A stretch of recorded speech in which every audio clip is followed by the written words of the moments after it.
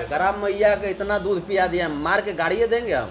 केकरा औकात है जो हमरा कर देगा? वो तो खुलेआम कह रहा है कि तो आवे न, आवे तो केकर बाप ऐसा बेटा पैदा कर दिया है, पहुँचो तो हमरा वीर। नंबर भी स्क्रीन पर नंबर भी दे रहा है, नंबर दे रहा है कि मिलो हमसे पटना में। तब मिलो तो कहाँ वो मिलना चाहता है? हम यहाँ पे तो बस स्टैंड तो हम हैं, आवाज़ बता दें, आशीर्वाद घनश्याम अपार्टमेंट में आओ। तोर बाप अगर ज्यादा औकात वाला है और तोर माँ जाए दूध पिया दिया है तो आओ। तू स्थिति नहीं पैदा कर दिए बेहतर, तो फिर तुम भी बताइए दो कि संतोष शर्मा यादव किसका नाम है। पत्रकारिता कीजिए, मैं सम्मान करूंगा। और उन्हीं लोगों को टॉर्चर करने का आज परिणाम है कि ये गमगीन माहौल, जो भी संशय का माहौल है, ऐसे ईश्वर श्री कृष्ण से हम कामना कर रहे हैं ऊपर वाले से कि वो जल्दी स्वस्थ होकर के हम सब के बीच आए, उनके जो स्थिति है उसमें सुधार हो। अभी वो मीठापुर पटना के मैक्सो हॉस्पिटल में एडमिट हैं। हम लीगल एक्शन लेने जा रहे हैं इस पर। मैंने कई पत्रकारों को भी फ़ोन किया कि तुम सौभाग्य तुम समझो, भगवान से तुम मनाओ, ऊपर वाले से तुम मनाओ कि ये जो गीतकार महोदय हैं इनकी ज़िंदगी को कोई क्षति नहीं पहुँचे, और अगर क्षति पहुँच गई तो फिर तुम्हारी ज़िंदगी काल कोठरी में बितवाएंगे, ये हमारा वादा है। पहले से थोड़ी सी बेहतर स्थिति में है, लेकिन जब तक वेंटिलेटर पे होते हैं पेशेंट तब तक उनकी स्थिति को कुछ नहीं कर सकते। गंभीर प्रश्न ये है कि ये जो पत्रकार हैं ये सिर्फ यहीं तक सीमित नहीं है, गंभीर विषय है। एक पीके आर्यन जी के साथ हुआ, वो झेल रहे हैं। गंभीर विषय है कि जो पत्रकार हैं, मैंने फ़ोन भी किया एक दो पत्रकार को, उन्होंने कहा कि नहीं हम तो उस कलाकार को बोले हैं। सबसे पहले तो आपका स्वागत है। आज एक बड़ा ही क्रिटिकल जो न्यूज़ है वो सामने देखने को मिल रहा है, जिसमें पत्रकारों के दबाव के बाद एक जो राइटर हैं पीके आर्यन जी, उनकी जो स्थिति है फिलहाल काफ़ी दयनीय है और आईसीयू में वो चले गए हैं। सर क्या पूरा माजरा क्या है? अभी तो वही सुन करके हम भी आए, हमको भी जानकारी मिली कि इस तरह की बात है। एक बहुत ही अच्छे गीतकार हैं पीके आर्यन जी, जिनका भी एक हाल फिलहाल में गाना वो ढोड़ी चटना ऐसा कुछ करके गाना था, जो कि ये बजा भी गाना, और उसी को लेकर के कुछ जो तथाकथित पत्रकार जो अपने आप को पत्रकारिता के माध्यम से अपने आप को समाज का एक सेवक बोलते हैं, तो वो जो पत्रकार महोदय हैं तो वो पत्रकारिता नहीं करके वो एक प्रकार से कह सकते हैं कि लोगों को टॉर्चर करने का काम कर रहे हैं। और उन्हीं लोगों को टॉर्चर करने का आज परिणाम है कि ये गमगीन माहौल, जो भी संशय का माहौल है, ऐसे ईश्वर श्री कृष्ण से हम कामना कर रहे हैं ऊपर वाले से कि वो जल्दी स्वस्थ होकर के हम सब के बीच आए, उनके जो स्थिति है उसमें सुधार हो। अभी वो मीठापुर पटना के मैक्सो हॉस्पिटल में एडमिट हैं, और जो डॉक्टर हैं उनकी भी धन्यवाद हम लोग को देना चाहिए कि एक पैसा भी नहीं लिए और एडमिट किए, और हम तो देखे जा कर के वो लगातार सघन इलाज में हैं, वेंटिलेटर पे हैं, और स्थिति अभी नाजुक बनी हुई है। किस पत्रकार को यह अधिकार दिया गया कि आप मानसिक प्रताड़ना इतना दीजिए कि वो वेंटिलेटर पे आदमी चला जाए? हमको लगता है कि उसका जन्म ही मानसिक प्रताड़ना की वजह से हुआ होगा, तब ना वो किसी दूसरे को मानसिक प्रताड़ना दे रहा है। वो किसी दूसरे के माँ बहन के ऊपर उंगली कर रहा है, तो हमें लगता है कि उसकी भी जो जन्म हुई होगी ना, वो उसकी भी माँ बहन के साथ कोई उंगली किया होगा, तभी उसका भी जन्म हुआ होगा। ये जो पत्रकार है, इसको पत्रकार अपने आप को ये लोग बोल तो देता है, लेकिन ये पत्रकार नहीं है। पत्रकारिता जो धर्म है उसको अगर ये लोग पालन करता तो आज एक पत्रकार की गरिमा पे इतनी बड़ी आघात नहीं पहुंचती। भैया एक बात बताइए, चंदन चंचल ने या फिर राइटर ने तो एक बार लिखा कि ढोड़ी चटना, मतलब एक बार उन्होंने चाटा। अब पत्रकार जो है बार बार, ये कुछ लड़कियां भी पत्रकार हैं, वो बार बार उस तरीके का जो इस्तेमाल कर रहे हैं, तो उससे ज़्यादा तो चंदन चंचल और राइटर से ज़्यादा तो वो लोग ढोड़ी चाट रहे हैं। ढोड़ी चाटे, हम तो कहते हैं ढोड़ी चाटे, सब लोग ढोड़ी चाटा है। सब लोग ढोंढी चाटा। ये कहावत है कि जहाँ न पहुँचे रवि वहाँ पहुँचता है कवि।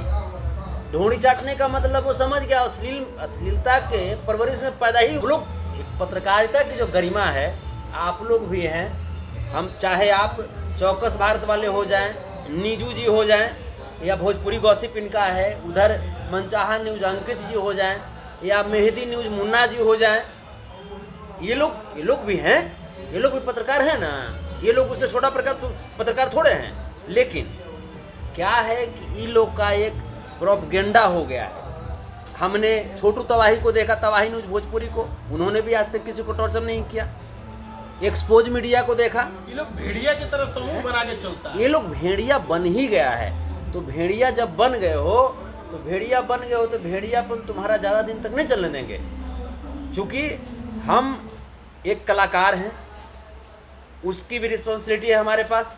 यदुवंशी सेना के राष्ट्रीय अध्यक्ष हैं, उसकी भी रिस्पॉन्सिबिलिटी हमारे पास है।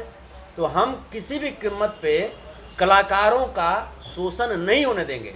हम जब सामाजिक शोषण जहाँ पे होता है वहाँ पे पहुँच करके उस सामाजिक शोषण को हम रोकने का काम करते हैं, तो कलाकारों का शोषण हम कैसे होने दे सकते हैं? भैया कहाँ तक सही है कि एक पत्रकार होके लिख देते हैं कि गीतकार का रेलाई, इसका रेलाई, सिंगर का रेलाई, कहाँ तक सही? उसके बचपन में रेलाई शब्द का बहुत यूज हुआ होगा, उसको सुनने में बहुत आया होगा, रेलाई रेलाई रेलाई।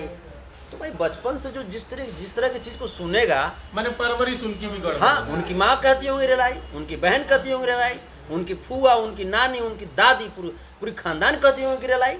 हो सकता है उन लोगों का रेलाई होता होगा, ये भी सुनते सुनते रेलाई शब्द को अपने जुबान पर लेकर चलाया। तो ऐसे पत्रकारों को जितना भी हम भर्त्सना करें वो कम है, और सिर्फ भर्त्सना करने से काम नहीं चलेगा।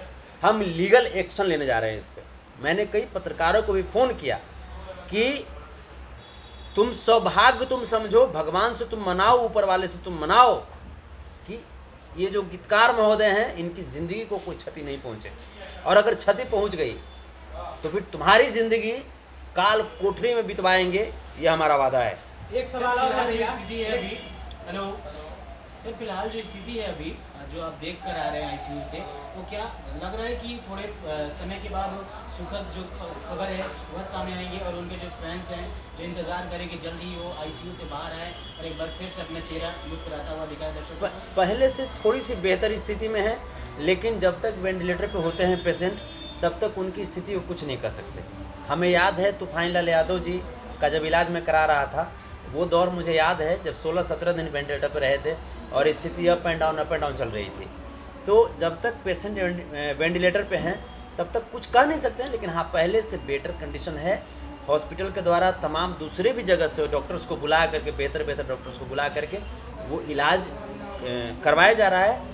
लेकिन गंभीर प्रश्न ये है कि ये जो पत्रकार हैं ये सिर्फ यहीं तक सीमित नहीं है, गंभीर विषय है।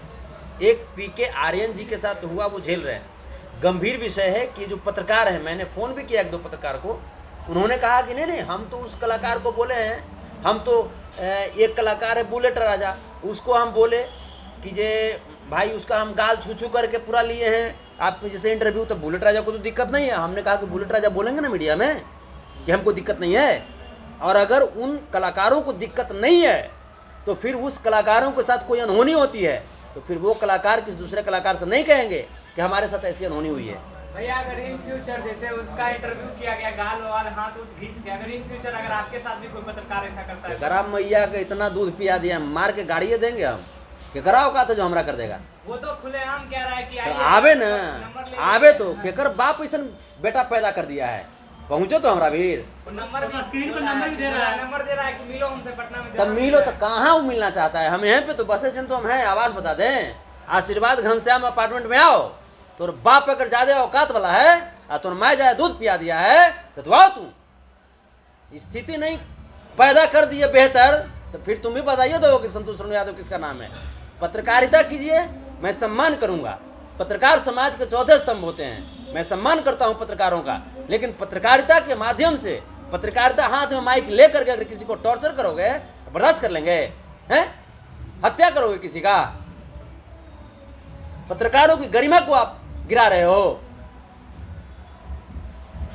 जाते जाते सर क्या कहेंगे, आज जो जिस तरह से स्थिति नजर आ रही है, सुबह से लगातार जो हॉस्पिटल के बाहर लोगों का तांता लग रहा है, उनके चाहने वाले लोग तमाम भोजपुरी के कलाकार जो आ रहे हैं, जी, क्या कहिए? सभी लोगों से मैं यही कहना चाहता हूं कि धैर्य रखिए और ये एकता के सूत्र में खुद को बांधने का ये घड़ी आ चुकी है। इस संकट से हम लोगों को सीखना चाहिए कि हम लोग एकता के सूत्र में बंधें और संगठित होकर के कार्य करें। जो अच्छे पत्रकार हैं उनके साथ हम लोग इंटरव्यू करें या कुछ भी करें, लेकिन जो जिसके पत्रकारिता मालूम नहीं है, जो चिल्ला करके सोचता है कि चिल्लाने से पत्रकारिता होती है, तो वैसे लोगों को बायकॉट करें और वैसे लोगों का हमें लिस्ट भेजें। मैं उस पर एक्शन लूँगा, मैं एक्शन लूँगा उस पर, क्योंकि ये वो दौर नहीं है जो आप कुछ भी करके निकल जाओगे और लोगों का मानसिक प्रताड़ना आप करोगे और बर्दाश्त कर लेंगे।